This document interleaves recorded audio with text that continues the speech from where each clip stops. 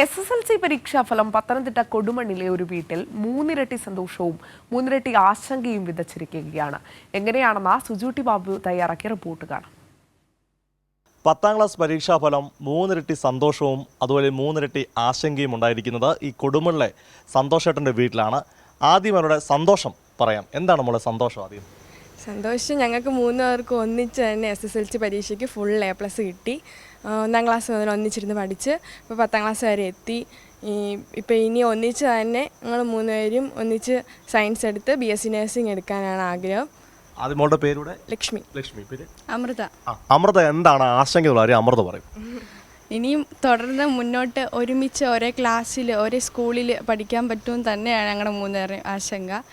ഇനിയും എങ്ങനെയാണെന്ന് അറിയത്തില്ലല്ലോ, ഓരോ സ്കൂളുകളിലും കൊടുത്തിട്ട് ഒരുമിച്ച് കിട്ടിയാൽ ഞങ്ങൾക്ക് സന്തോഷം.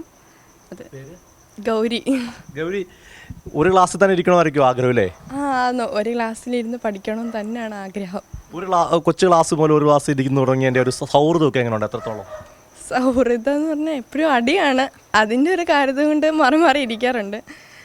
പിന്നെ ഒരുമിച്ച് തന്നെയായിരുന്നു കൊച്ചിലെ തൊട്ടേ ഒരുമിച്ച് ഒരു ബെഞ്ചിലായിരുന്നു പഠിച്ചുകൊണ്ടിരുന്നത്. ഇപ്പോൾ ഇട്ടിരിക്കുന്ന ഡ്രസ്സ് എല്ലാം ഒറ്റ കളർ കൂടെയാണ് അല്ലേ? അതെ, ക്ലാസ്സിൽ പോകുമ്പോഴൊക്കെ ഒരുപോലെ ചില സമയത്ത് ഒരുപോലെ ഇടത്തില്ല. പഠിക്കാനൊക്കെ പരസ്പരം സഹകരിക്കുമായിരുന്നു. ഞങ്ങൾ ഒരുമിച്ചിരുന്നാണ് പഠിക്കുന്നത്. ഒരുമിച്ചിരുന്ന് ഓരോരുത്തർ പഠിക്കും, എന്നിട്ട് അത് പറഞ്ഞ് മറ്റാളെ കേൾപ്പിക്കും. അങ്ങനെ പഠിക്കുന്നത്. Combine study. ഇവരുടെയൊക്കെ അച്ഛനോടെ ചേരുന്നുണ്ട്. വലിയ സന്തോഷമായിരിക്കും അല്ലേ? വലിയ സന്തോഷം. 1ാം ക്ലാസ് മുതൽ ഒന്നിച്ച് പോയി വരികയായിരുന്നു. ഇപ്പം പ്രത്യേകിച്ചും സ്കൂളിലെ കൊടുമണ്ണ് HSലെ അധ്യാപകർ അവർ നല്ല രീതിയിൽ സഹകരിച്ച് മക്കളെ പോലെ നോക്കി ഇതുവരെ ആക്കി. അങ്ങേയറ്റത്തെ സന്തോഷമുണ്ട്. 3 പേർക്കും A+ കിട്ടിയത്. A+ കിട്ടിയ ഒരുപാട് പേരുണ്ട്, എന്നാൽ ഇവർ 3 പേർക്കും ഒന്നിച്ച് അത് കിട്ടിയതിൽ വളരെ വളരെ സന്തോഷം. അമ്മ, 3 കുട്ടികളും ഒരുപോലെ A+ ആയിട്ട് പാസ്സായിരിക്കുകയാണ്. അമ്മയുടെ ഒരു വലിയ സന്തോഷം. ഞങ്ങളിത് നേരത്തെ ഞാൻ പ്രതീക്ഷിച്ചു. ഇവർ പറയുമായിരുന്നു, പിന്നെ ഞങ്ങൾക്ക് A+ കിട്ടും, ഞങ്ങൾ ഫുൾ A+ കൊണ്ടേ വരത്തുള്ളൂ എന്ന് പറഞ്ഞ്. അതുപോലെ തന്നെ അവർ സാധിച്ചു തന്നു. വലിയ സന്തോഷം. പറയുമ്പോൾ ഇവരുടെ സ്കൂളിനെ പറ്റി കൂടെ പറയണം. അത് ഇവർ തന്നെ പറയുന്നതായിരിക്കും. ഫുൾ 100% വിജയം അല്ലേ? നിങ്ങളുടെ സ്കൂളിനെ പറ്റി കൂടെ ഒന്ന് പറയുക. 100% വിജയം. ടീച്ചേഴ്സൊക്കെ ഭയങ്കര ഫ്രണ്ട്ലിയാണ്. എപ്പോഴും പഠിക്കണമെന്നൊന്നും പറയത്തില്ല. ഞങ്ങളുടെ പിള്ളേർ അതേ വൈബ്. ഇതുപോലെ ഇനി ടീച്ചേഴ്സിനെ കിട്ടുമെന്ന് പോലും അറിയത്തില്ല.